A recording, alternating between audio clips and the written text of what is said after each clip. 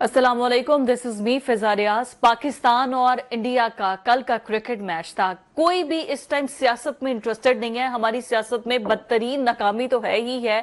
हम किसी जगह पर इकट्ठे होते हैं या नहीं होते हैं, लेकिन क्रिकेट एक ऐसी चीज है जो कि तमाम लोगों को इकट्ठा बिठा देती है। एक ही टेबल पर सब मैच को एंजॉय करना चाहते हैं, और फिर आप हारो या जीतो, एटलीस्ट पुट सम एफर्ट्स, कुछ तो खेलो, कुछ तो करो, क्योंकि दिल जलता है, खून जलता है। पता नहीं जो खेलने वाले हैं उनको ये समझ नहीं आती कि हमने जो T20 वर्ल्ड कप था, वो अमेरिका जैसी वो टीम जो कि मांगे तांगे के प्लेयर्स थे, जो कि डोमेस्टिक लेवल पर वहां पर खेलते थे, और उन्होंने उनकी इतनी धूल चटाई। और उसके बाद हमारे हमारे क्रिकेटर्स जो कि आईसीसी की टॉप रैंकिंग में नंबर 1 पर रहते हैं, जिनको कब किसी को किंग कहते हैं, किसी को क्वीन कहते हैं, किसी को कुछ कहते हैं, वो कमाल परफॉर्मेंस दे रहे हैं। और फिर सबसे बड़ी लड़ाई जो है ना, वो ये है कि कौन होगा जी कैप्टन।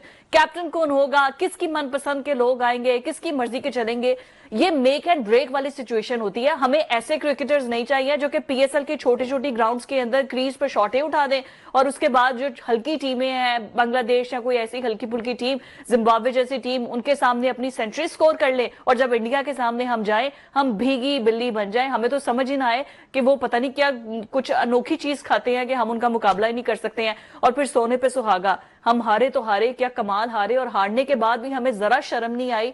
हमारे कैप्टन साहब जरा क्या वीडियो पैगाम दे रहे हैं, उनके जरा जज्बात सुने। वाह वाह वाह वाह, क्या बात है। एक चोर चोरी करे और मान, हाँ मैंने चोरी की है, हाँ मैंने की है, मैं किसी के घर में गया हूं, मैंने चोरी की है, क्या उसकी सजा नहीं मिलेगी, या आप उसके लिए कल्प्रेट नहीं हो? हाँ हम हो गए, हम बुरा खेले, वो बहुत अच्छा खेले। मतलब ये किस किस्म की उनकी जस्टिफिकेशन थी। इसार राणा साहब, जुल्फिकार राहत साहब हमारे साथ मौजूद हैं। राणा साहब और राहत साहब सियासत पर आते हैं, लेकिन सबसे पहले ये हमारे कैप्टन साहब जो फरमा रहे हैं, मतलब क्या इनको कहे, इनको पता नहीं है कि पूरे पाकिस्तानी कौम के जज्बात हैं इनके साथ। न्यूजीलैंड ने आपको इतनी बुरी शिकस्त दी, फिर उसके बाद आप इंडिया गए और दुबई गए, इंडिया के साथ मैच था। कुछ तो तैयारी कर लेते, कुछ थोड़ी बहुत, कुछ तो अच्छा परफॉर्म कर। इनसे तो चौके छक्के नहीं मारे गए। फिजा, बड़ी अफसोसनाक सूरत हाल है। और जिस तरह आपने कहा कि कप्तान साहब कहते हैं कि जी हम हार गए, भाई जिस तरह आप हारे हैं ना, आपसे ज्यादा बाहर बैठे लोगों को पता है यस कि आपने वहां पे क्या करतूत की है और क्या काम किया और किस तरह किया। और ये एक बहुत बड़ा इंकशाफ आप कर रहे हैं कि जी बहुत बड़े आप जबरदस्त कैप्टन हैं कि मैं ऐसी बातें नहीं करता जी, मैं तो सीधी बात करता हूँ जी। ओ भाई, सीधी बात करनी थी तो आज रिजाइन करना था उधर। ये गुफ्तगू में आपकी अनाउंसमेंट होनी चाहिए थी कि मैं इस्तीफा देता हूं। कहीं से तो इस मुल्क के अंदर आगाज हो। सियासत में अगर कोई नहीं देता, हमारे वहां चूंकि रवायत नहीं, रेलवे में 500 बंदा मर जाए, वजीर रेलवे कहते हैं जी मैं बहुत जरूरी हूं। किसी जगह पे छोटे से छोटा, बड़े से बड़ा हादसा हो जाए तो ये रवायत ही नहीं है। तो आज कम से कम आप ये रवायत ही पैदा कर देते, आप ये आगाज ही कर देते कि जी मैं इस्तीफा दे रहा हूं। आप बड़ी गैरतमंदी का मुजाहरा कर रहे हैं गुफ्तगू में, लेकिन बेहतर था कि आप ने पाकिस्तान के नाम पे होने वाली जो ट्रॉफी है उससे पाकिस्तान एलिमिनेट हो गया, फारग हो गया। अब पाकिस्तानियों को इसमें दिलचस्पी कोई नहीं रही। यकीन करें कि मुझे इतवार से पहले मैसेजेस आने शुरू हो गए, लोगों के जज्बात का ये लेवल था जी पाकिस्तान जीतेगा। 2-4 लोगों ने मेरे साथ, उन्होंने कहा जी मैं शर्त लगाने को तैयार हूं जी पाकिस्तान जीतेगा। मैं क्या भाईजान किस बुनियाद पे कह रहे हो? कहते जी अल्लाह मियाँ बस कोई ना कोई कर देंगे। मैं क्या जी, लॉ ऑफ नेचर है, अल्लाह का एक अपना कानून है कि जो शख्स मेहनत करता है उसको अल्लाह मियाँ फल देते हैं। ये नहीं हो सकता कि इंडियन मेहनत करें, वो अपनी हिकमत अमली बनाए, वो अच्छी बैटिंग करें, वो अच्छी बॉलिंग करें, अच्छी फील्डिंग करें, तो आप लोग जीत जाए। ये कैसे हो सकता है? तो मैंने कहा भाईजान ये नहीं होगा। यकीन करें, खाने की शर्त लगी, मेरी एक दोस्त है हाफिज साहब, उनके साथ शर्त लगी, वो खैर हार गए। मैंने उसके बाद फोन ना उठाए। मैंने कहा भाईजान ये है आपका मैंने कहा जज्बात अपनी जगह है। आज भी टीम के अंदर फिजा जो वो चीजें बदकिस्मती से, पहली चीज तो ये है कि इंडिया के सामने जब भी हम खेलते हैं इतने दबाव में खेलते हैं, इतने दबाव में। दूसरा ये हिकमत अमली में वही गलतियां, बैटिंग में वही गलतियां, फील्डिंग में वही गलतियां, कैच ड्रॉप, हमारी फिटनेस है, हमारी फिटनेस है ना, आपकी टॉप ऑर्डर चली ना मिडिल ऑर्डर चली। देखिए इस तरह जब सिचुएशन होती है तो उसके बाद टीम पूरी दबाव में आ जाती है। फील्डिंग तब होती है जब आपकी डाइट हो, आपकी फिटनेस हो। और हम बैठ के हलवा पूरियां खा रहे हैं और हम बिरयानियां खा रहे हैं। कैसे हो रही है, टीम कैसे चल रही है, वो तो किस्से कहानियां साथ साथ चल ही रही है। बिल्कुल ठीक है। फूल नगर की कहानियां भी आप सुना रहे थे आखिरी प्रोग्राम में, बट वो बात तो सही है ना, god help those who help themselves. मतलब आपने खुद तो कुछ करना है ना। आपकी सारी नजरें हार्दिक पांड्या की घड़ी पर थी कि उसकी कितने करोड़ की घड़ी है, हमने वो लेनी है, या ऑडी का कौन सा नया मॉडल आ रहा है पाकिस्तान में, हमने पहले वो इंट्रोड्यूस करवाना है, यही सब कुछ चल रहा है। पहले तो वो घड़ी उसे चाहिए कि तोशाखाना जमा कराए हार्दिक पांडे नहीं तो मैं नैब को कहता हूँ उसको तो पकड़े ना। सही बात ठीक है ना। हार्दिक पांडे ने जो 24 करोड़ की घड़ी बांधी हुई है, उसने कैसे बांध दी है, तो नैब को उसे सबूत देने नहीं, ये बड़ी जाती है। दूसरी बात यह कि देखें, मैं तो कल से कह रहा हूं कि वजीर आजम साहब आपका विजन है सर, ये आपका विजन है। वो मेरे दो भाई जो दोस्त राना मशहूर साहब ने कहा था सर ये आपका विजन है सर, तो ये आपका विजन है सर, नजर आ रहा है। लेकिन ना थोड़ा पॉजिटिव रहना चाहिए। शहबाज शरीफ ने खुद ग्राउंड में उतर के तो नेजा खुद फेंका था उन्होंने, जो कहा था सर आपका विजन है। नेजा खा आप छुटे सी जाके नदीम अरशद का। हाँ अच्छा, दूसरी बात यह कि थोड़ा पॉजिटिव रहना चाहिए। अगर इंडिया जीता है तो हम भी जीते हैं, ऐसी कोई बात नहीं है। हम भी जीते हैं क्या पुअर फील्डिंग में? ओ नहीं भाई, टॉस नहीं जीते हम ये कैसे? बी पॉजिटिव, बी पॉजिटिव भाई, हम टॉस जीते हैं वहां पे। ये कैसे आपने बात की है कि हम सारे और हमारी किस्मत देखे, हाँ टॉस जीते, सारे की कुछ तो नहीं हारे ना, अल्लाह का शुक्र है हम टॉस जीते। और मेरा ये जो रिजवान भाई है ना, ये बिल्कुल ठीक कह रहा है, इसने एक जुमला कम कहा कि जी हम नहीं हारे, तुसी दुआवां ही नहीं मंगिए। 24 करोड़ लोगों ने तो दुआवां मंगनी चाहिए सन, ठीक है ना। तो वो कसूर तो कौम का निकला जिन्होंने दुआएं नहीं मांगी। हालांकि रमजान भी आ गया, सारी चीजें पूरी थी, रमजान भी था, सब कुछ था, मांग लेते दुआएं। तो हमारी दुआओं में वो कमी, हमारी दुआओं में। हाँ तो और वैसे मांगी है लोगों ने, दुआओं में असर नहीं रहा। अच्छा, लेकिन वैसे जुल्फकार रात, मैं आप सीरियस बताऊं, मुझे ना रिजवान का आउट भी बड़ा मशकूक लगता है। आप उस घर जाके उस आउट को दोबारा देखिएगा, एक यूजलेस शॉट, गलत टाइम के ऊपर खेली शॉट, और फिर ऐसा लग रहा था कि जैसे वो बॉल उसे नजर ही नहीं आया। अभी तक किसी ने इस पे बात नहीं की कि वो आउट एंड ऐसे मौके पे क्यों हुआ जब पाकिस्तान की इनिंग कुछ बेहतर बनना शुरू हो गई थी। एक इंडियन, मैं उसका एनालिस्ट का सुन रहा था किसी चैनल पे एक दिन पहले, उसने कहा जी इतने रन बनेंगे 240 के और 45 के दरमियान, 70-80 की बाबर ये रिजवान इनिंग पार्टनरशिप ले गया और फिर आउट हो जाएगा। मैं कोई उनको कॉन्स्पायरेसी वो नहीं कर रहा, लेकिन बात यह कि ये मुझे आज तक नहीं समझ आई ये थ्योरी कि पाकिस्तान के जो लोग हैं, ये क्रिकेटर जो हैं, वो पहले बॉल से क्यों नीचे लगे होते हैं। ऐसा लग रहा होता है जैसे खौफजदा, परेशान, और यहीं से अजीम प्लेयर पैदा होते हैं। मियांदाद आपको याद है, इस स्ट्रेस के अंदर ही तो मियांदाद था, इसी स्ट्रेस में तो ज़हीर अब्बास था। बिल्कुल सही है। मैं जरा आपको वो आउट दिखाती, जो आपने मशकूक कह दिया ना, राना साहब को जरा मशकूक किस्म का आउट नजर आया, दिखाए जी आउट कैसा था वो, लिया आपने राना साहब। यानी आप अंदाजा करें कि बॉल मिडल पे गिरा है, बॉल हल्का सा ब्रेक हो रहा है, बड़ा शॉट मारा है, और मुंह उसने ऊपर उठाया हुआ है और उसने बल्ला ऐसे घुमाया हो गया। आपको पता है उससे बेहतर था वो साइड पे जाके खड़े हो जाते हैं। मुझे इन आउट वगैरह का पता है क्यों ज्यादा एक्सपीरियंस है, क्योंकि मैं आप एनजी अंदर रहे हैं, तो मुझे पता है कि ये आउट कैसे हुए क्या नहीं। लेकिन एक जुमला आप सुन लें, क्या जी? जुल्फकार राहत, ये जो क्रिकेट है ना, इस पे चौका और छक्का नहीं लगता, इस पे आउट या बॉल स्विंग नहीं होता, 24 करोड़ पाकिस्तानियों के दिल स्विंग होता है। ठीक बात। हमारे पास खुशी कौन सी है? सही बात। कोई एक खुशी बता दें जो हम बतौर कौम एक क्रिकेट है यार जिससे हमें खुशी मिल जाती थी। अल्लाह भला करे उस आदमी का जो अडयाला में बैठा है, वर्ल्ड कप भी जीत लिया, वो नामुमकिन मैच भी जीत जाता था, एक बड़ी टीम भी पाकिस्तान की बना दी थी, ठीक है, और कर दे तो अब रिजवान ने कहा है ना, मुझे कोई फर्क नहीं पड़ता, नहीं पड़ता, उसे बिल्कुल नहीं पड़ता। ये अंडर मैट्रिक लोग हैं, जुल्फकार राहत अंडर मैट्रिक लोग हैं, करोड़ोंपति हो गए, अरबोंपति हो गए ये लोग, ये अंडर मैट्रिक जो कहीं पे क्लर्क नहीं लग सकते। इस कौम ने इनको इतना नवाजा है, इतना दिया इन लोगों को। एक बंदा 50 करता, हम कहते हैं किंग बाबर आजम, किंग बाबर आजम, ठीक है। और यार तुम्हें हम बादशाह बना रहे हैं, तुम अर्दलियों से भी नीचे जा रहे हो। वो वाला अर्दली नहीं कि होर पासे ध्यान चले जाए, मैं वैसे अर्दली वाली बात कर रहा हूं। ठीक हो गया राणा साहब। राज साहब, वैसे ही बात है कि ये जो मोमेंट्स होते हैं ना, ये बड़े मेक एंड ब्रेक वाले होते हैं। अगर कोई एक प्लेयर भी इंडिया के खिलाफ आउटस्टैंडिंग कोई एक सेंचुरी विराट ने की है ना, विराट की कैसे बल्ले बल्ले होगी कि पाकिस्तान के खिलाफ हमने कर ली, हमारा टेंशन ही इतनी होती है इंडिया के साथ मैच में। देखिए जी, हम लोग दबाव में खेलते हैं, जैसे मैंने पहले अर्ज की कि दबाव में खेलते हैं, और हमारे सारे खिलाड़ी जो है ना, इनकी ग्रूमिंग का इशू है। जैसे उन्होंने कहा कि ज़हीर अब्बास, मियांदाद, वो बदतरीन प्रेशर होता था तो उसमें छक्के चौके मार रहे होते थे। तो आपने बेसिकली नफसियाती तौर पे उसको अपने ऊपर तारी नहीं होने देना होता। और फिर क्राउड देखिए बाहर से सपोर्ट कर रहा होता है, कितने लोग हैं बेचारे मुश्किल तरीन हालात में वीजे लगवा के गए हैं वहां पे, और उन सबको आपने मायूस किया। रोते हुए मैंने लोग देखे, यकीन करें। और इतने मेरी समझ से बाहर है कि ना इन बच्चों की कोई ग्रूमिंग है, ना इनकी कोई कितनी ग्रूमिंग हो, काकूल तक तो इनको भेज दिया है। नहीं वो तो फिटनेस, वो तो फिजिकल फिटनेस की बात है। फिजिकल फिटनेस की आगे क्रिकेट भी तो सिखानी है इनको, वो कोई पहलवान तो नहीं बनाना कि जी मैं दौड़ बड़ी लगाना।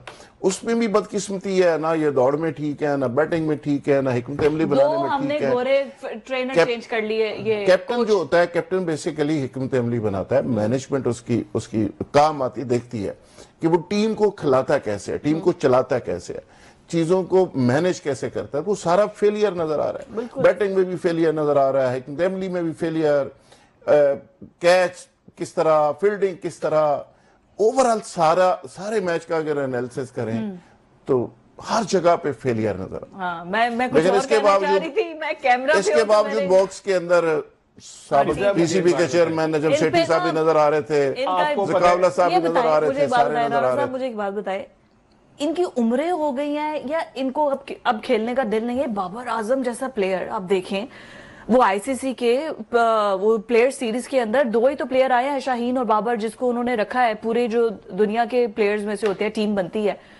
मतलब क्या, मुझे ये समझ नहीं आ रही, ये खेलना भूल गए हैं। सरफराज जब कप्तान था ना, हमारी टीम पाकिस्तान दुनिया के जो टॉप 5 टीम थी उनमें से एक थी। ठीक है, आपने अचानक सरफराज को कप्तानी से हटा दिया और उसे बेंच पे बिठा दिया और उसे कहा पानी पिला। ठीक है, ऑन रिकॉर्ड बात कर रहा हूं मैं आपसे। ठीक है, मोहसिन नकवी साहब से तो खैर कोई जवाब ही नहीं ले सकता, सुप्रीम कोर्ट नहीं ले सकी। सुप्रीम कोर्ट की इतनी जरूरत नहीं थी कि मोहसिन नकवी साहब से ये पूछते कि भाई कानून आइन कह रहा है कि 90 दिन में इंतखाबात होने, आप माशाल्लाह 1.5 साल तक रहे, कैसे रहे? ठीक है, अब वो अपकमिंग वजीर आजम भी हो सकते हैं, क्योंकि पाकिस्तान में एक ही टैलेंटेड आदमी है, उसका नाम है मोहसिन नकवी। उन्होंने दाखिली अमूर भी देखने, उन्होंने पीसीबी भी देखना है, उन्होंने क्रिकेट टीम भी देखनी है, उन्होंने अमेरिका के दौरे भी करने हैं, अमेरिका उनसे भी मुलाकातें करनी है, क्योंकि दुनिया में पाकिस्तान में एक ही बंदा रह गया। अच्छा, ठीक है, और ये जो कह रहे हैं कि जी और रिजवान इस्तीफा दे, मोहसिन नकवी साहब क्यों नहीं देते इस्तीफा? क्यों नहीं तस्लीम करते कि वो टीम नहीं बना? तो ग्राउंड बनाते रहे, टीम ही नहीं बनाई, सारा ध्यान तो स्टेडियम बनाते लग गए। भाई आप टीम, आप जिम्मेदार हैं, पाकिस्तान की बदतरीन उसका जिम्मेदार आप हैं। हमारे दिल दुखे हैं, हमें तकलीफ पहुंची है। हारना जीतना कोई मसला नहीं है, लड़के तो हारो। नजर तो आए कि तुम लड़ रहे हो। एग्जैक्टली, ठीक है ना, तुम लड़के नहीं हार रहे, तुम तो ऐसे लग रहे जैसे पहले दिन से क्या मैं हारने के लिए बैठे हुए। पूरी टीम को अगर ये कर दें, फायर कर दें, और इनको ये जो डबल ट्रिपल ए कैटेगरी की तनख्वाहें मिल रही हैं, किसी और स्पोर्ट्स को इतने पैसे मिलते हैं। इसलिए कह रहा हूं सर, अब देखिए ना ये किस तरह वापस आएंगे, किस तरह घरों को जाएंगे। नहीं सर, टीएडीएस मिल रही है इनको, पर मैच खेलने की फीस मिल रही है। सर आपका विजन है, सर आपका विजन। क्या बात है, क्या बात है। उधर हॉकी वाले एक रूम के अंदर 5-5 जितने घुसे होते हैं, वो हमारा कौमी खेल है, और हमने उस पर और किसी खेल पर तवज्जो नहीं देनी, लेकिन हमने क्रिकेट पर तवज्जो देनी है, और वो भी हमारे प्लेयर्स ने ये खेल खेला है। Anyways, I have to go on a break, stay with us. Indian cricket team को हम हराएं या ना हराएं, लेकिन हमारे हौसले अभी भी बुलंद है, और हमारे प्राइम मिनिस्टर इंडिया को क्या जवाब दे रहे हैं, मैं चाहूंगी मैं आपको उन्हीं की जुबानी सुनाऊं।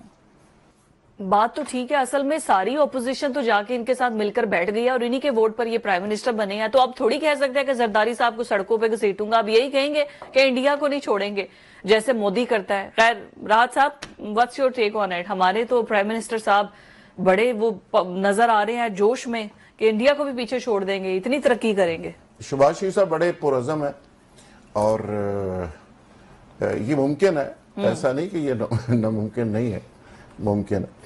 और लेकिन आपकी हंसी क्यों निकल रही है? नहीं, उन्होंने कहा नामुमकिन। अच्छा, नहीं खुशी में हंसी निकल रही है कि हम तरक्की कर जाएगा? मुमकिन इस तरह से है कि अगर $30 बिलियन चला गया दुबई, वो वापस आ जाए, और इंडिया की जो कि $600 बिलियन के रिजर्व है, और दूसरा ये है कि जरदारी साहब के पैसे वापस आ जाए, इनके अपने आ जाए, और जो एलीट क्लब के पैसे बाहर पड़े हुए हैं, ये को बनता है $700-800 बिलियन।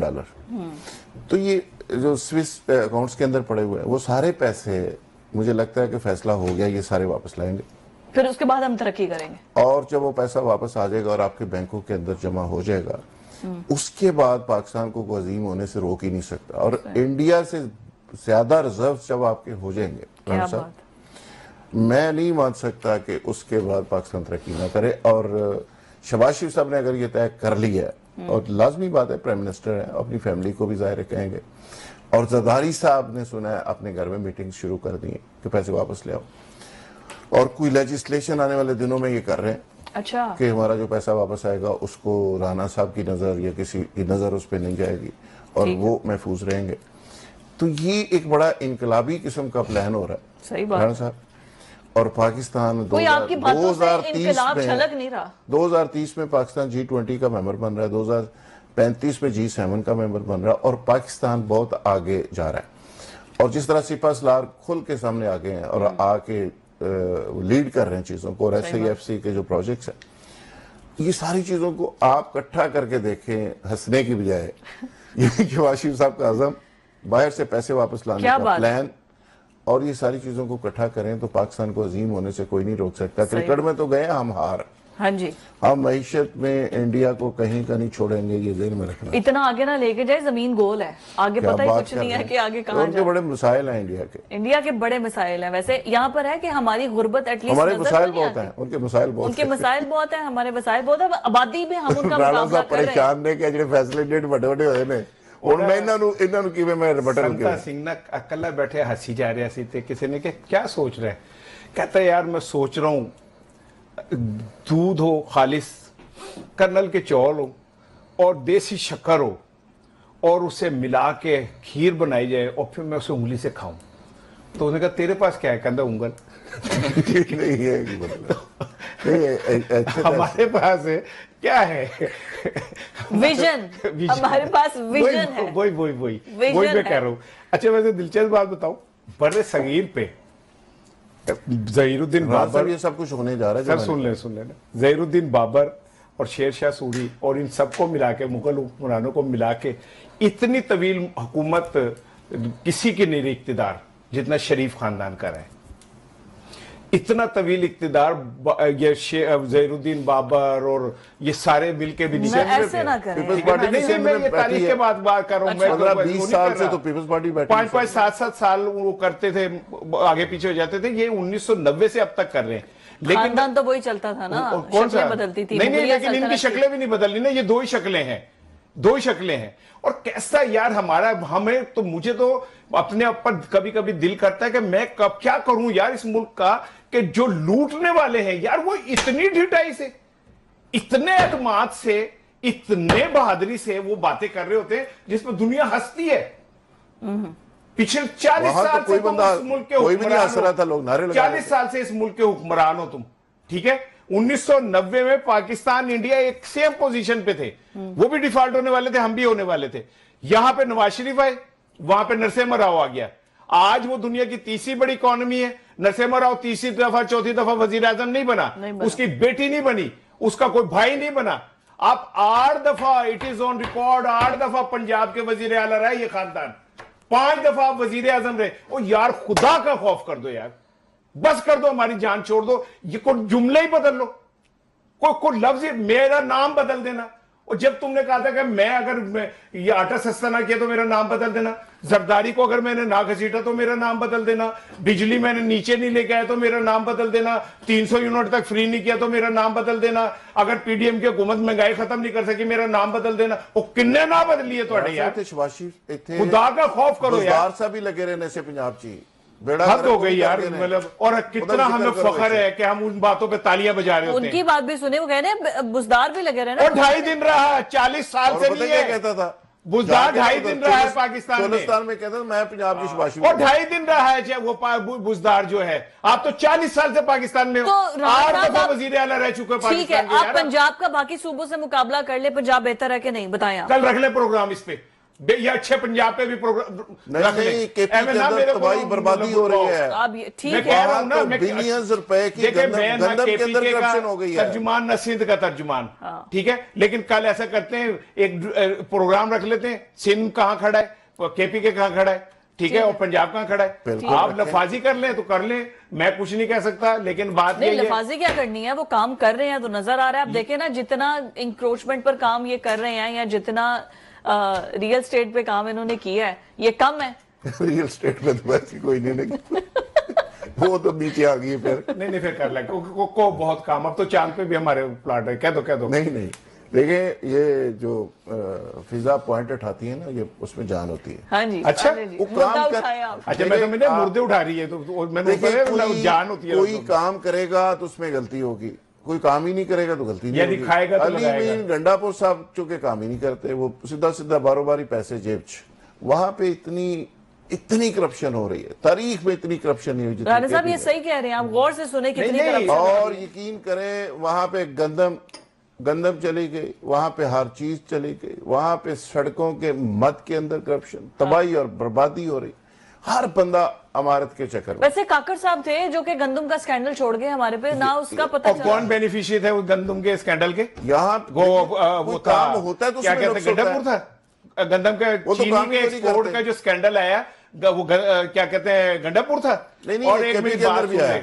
देखें, बात यह है कि जुल्फकार साहब, आप बिल्कुल ठीक कह रहे हैं, आप भी बिल्कुल ठीक कह रही हैं, पर आप भी तो ठीक कह गलत रहे हैं। मैं भी नहीं कह रहा, हाँ, लेकिन सही बात सिर्फ इतनी है कि अभी वो वक्त नहीं है, ठीक है। इतनी फरागोगियां निकलेंगी, इतनी इट पुटों के फरागोगी निकलेगी कि आप परेशान कहां हो से? जाओगे। कहां से? वो फरागोगी आपको बड़ी मासूम लगने लग जाएगी। अच्छा। छोड़ दें यार, अभी बस छोड़ दें। आइए, जो कुछ भी हो रहा है ना, ठीक है, आप ठीक कह रहे हैं और आप भी ठीक कह रही हैं, जो आप दोनों जानते हैं, गलत मैं भी नहीं कह रहा, लेकिन सही बात है। यह है कि ये वक्त आएगा जब पता चलेगा कि कौन क्या था और क्या होता रहा है। क्या होता रहा है, कौन क्या करता रहा है। लेकिन अलबत्ता पंजाब के अंदर हॉर्स एंड कैटल शो हो रहा है, जिसके मेहमान खुसूसी मरियम नवाज और आर्मी चीफ खुद थे। उस पर बात करते हैं ब्रेक के बाद। ब्रेक के बाद खुशामदीद।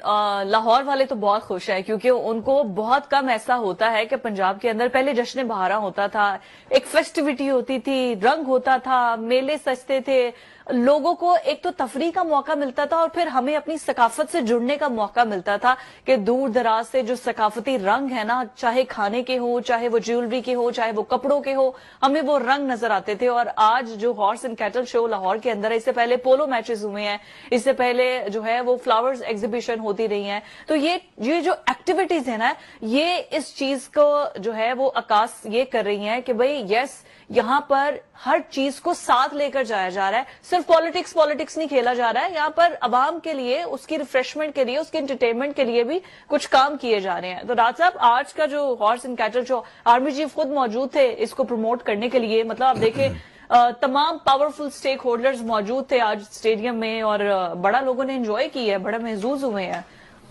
फिजा, बिल्कुल आपने सही कहा। लाहौर बेसिकली कल्चरल हब है। फूड कल्चर के हवाले से, वैसे कल्चर के हवाले से पूरी दुनिया में जाना पहचाना जाता है, और पंजाब का अपना एक रहतल और कल्चर है। मरियम बीबी के अगर गवर्नेंस के हवाले से अगर मुख्तसर आप बात करें, तो हॉर्स एंड कैटल शो तो है ही, जिसने एक फेस्टिविटी दी लोगों को, एक ऐसी डिप्रेशन के माहौल में एक जबरदस्त किस्म की तफरीह दी। पूरे लाहौरी हम सड़कों के ऊपर देखते हैं, हाँ, रमजान पूरा से पहले लाहौर एक activity। ऐसे दुल्हन की तरह सजाया गया है।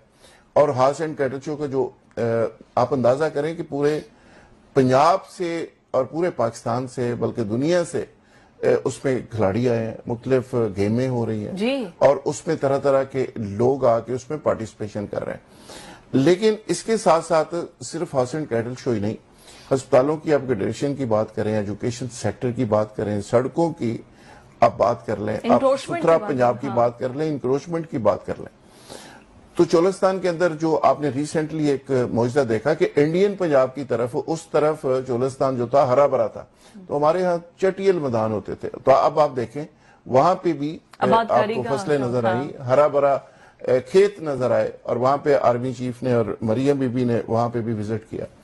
लेकिन पंजाब के अंदर जो एक चीज नजर नहीं आ रही, वो फरागोगी कोई नजर अभी तक नहीं आ रही। अच्छा, यानी जो उस्मान बाजार साहब के दौर में होता रहा, वो कुछ नजर नहीं आ रहा। और इम्पोर्टेंट जो बात और बुनियादी बात है गवर्नेंस के हवाले से, फिजा पोस्टिंग ट्रांसफर जो डीसीओ, डीपीओ या बाकी लोगों की होती है, मैं उसमें देख रहा हूं एज ए जर्नलिस्ट, वो उसमें मेरिट को प्रायोरिटी दी जा रही है। बिल्कुल ठीक है। उसमें ये नहीं हो रहा कि जी आप 5 करोड़ रुपया दे दें तो आप डीसीओ लग जाएं। सीटों के पैसे होते थे वहां पे। मुझे याद है कि एक साहब मेरे पास आए, उसने कहा जी मैंने फैसलाबाद लगना था, तो मुझे यार मेरे से 4 करोड़ रुपया उन्होंने मांगा है। तो मैंने कहा जी मैं तो आपका खास हूं, तो उन्होंने इसलिए 4 करोड़ मांगा, वरना तो सीट 6 करोड़ दिए। क्या बात है। तो वहां पे ओपनली बोलियां होती थी। तो मरियम बीबी के दौर में मैं अभी तक मैंने कोई ऐसा स्कैंडल नहीं आया भी नहीं है। बिल्कुल सही बात है। राणा साहब पानी पीना आपने? नहीं। अच्छा ठीक है। बड़ा मुश्किल है इनके लिए, लेकिन हॉर्स एंड कैटल शो। और फिर ये देखिए मरियम नवाज, अब मतलब शी एटलीस्ट वो कुछ कर रही है। शी इज पुटिंग एफर्ट्स अवाम के लिए, अवाम को रिलीफ देने के लिए, और नजर भी आ रहा है। अच्छा, मुझे तो हॉर्स एंड कैटल शो से मेरी वैसे भी कुछ यादें वाबस्ता है। मैं जब 7वीं 8वीं में था तो जुल्फकार अली भुट्टो पंजाब में हॉर्स एंड कैटल शो हर साल इनकाद करते थे, और हम लोग वहाँ पे पंजाब लाहौर के जो तमाम स्कूल हैं वो पीटी शो पेश करते थे। अच्छा, वो पीटी मुझे इसलिए ज्यादा पसंद थी कि वो पीटी के नाम पे एक पीरियड पूरा जो है हम क्लासों से बाहर आ जाते थे और पीटी करते थे। अब वो जितने भी पीटी करते थे वो मेरी फिटनेस हो तो नजर आ जाएगी। और फिर हमें दूध के डब्बे दिए जाते थे भुट्टो साहब की जानिब से। अभी भी दिए जा रहे हैं। तो मरियम बीबी अभी भी दे रही है। दिए जाते थे, क्योंकि अब मैं बड़ा हो गया तो मुझे तो नहीं पता, मैं पी नहीं स्कूल में अभी भी बच्चों को। तो ये एक अच्छी रवायत है, और एक सेहतमंद मुआशरा ही जो है वो एक कामयाब मुआशरा होता है। और इसमें मैं ये समझता हूँ कि आजमा बुखारी को जरूर क्रेडिट जाता है, जिन्होंने इतनी अच्छी मीडिया मैनेजमेंट की और चीजों को इतना अच्छा करके दिखाया कि लोगों को महसूस हुआ कि हाँ भी कुछ हो रहा है और कुछ पॉजिटिव हो रहा है। तो इसका सारा क्रेडिट जो है वो आजमा बुखारी को जाता है, क्योंकि पहली दफा नून लीग ने 1990 की मीडिया स्ट्रेटेजी से निकल के जदीद तकाजे जो है ना उनको अपनाने की कोशिश की है। बाकी फकीर दुआई कर सकता है, ਅਸੀਂ दुआ कर दे रहे हैं, बस यही कह सकते हैं। ले जी, फकीर ने दुआ क्या करनी है। लेकिन बात तो ठीक है, मतलब जाहिर है एफर्ट्स पुट की जा रही हैं, तब एक पॉजिटिविटी जब भरी जाएगी, इन लोगों के अंदर पॉजिटिविटी होगी तो ही वो डिलीवर कर सकेंगे ना। खुद ये मुरझाए चेहरों के साथ बैठे होंगे तो आवाम को क्या ही बताएंगे कि हम कितनी तरक्की कर रहे हैं। लेकिन ओपोजिशन का बुरा हाल है। ग्रैंड लाइन्स क्या बना उसका, उड़ गई या है अभी भी?